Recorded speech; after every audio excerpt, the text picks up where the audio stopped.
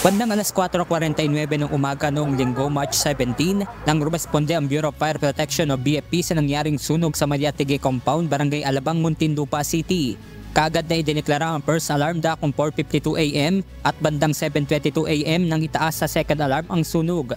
Sa kuha ng drone shot ni Muntinlupa City Mayor Rupi Biason, makikita ang naging lawak ng pinsala sa naturang lugar.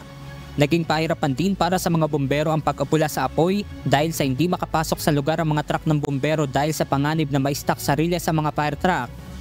Kwento ng isa sa nasunugan, wala na silang naisalbang mga gamit dahil madaling araw nangyari ang sunog. Tingin yung anak ko doon na may sunog nga. Kaya nag-ano na kami, nag-liquid namin ng konti. Yung damit lang dala namin. Tapos yun, naglabas na kami. Paglabas namin, hindi na kami bumabali kasi nga malakas ng apoy.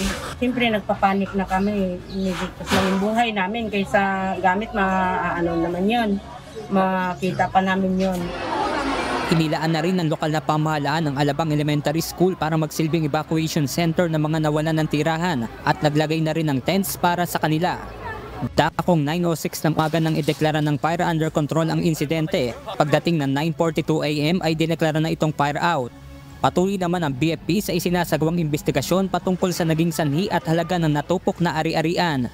Tiniyak din ng Muntinlupa City LGU na mabibigyan ng ayuda ang mga nasunugan.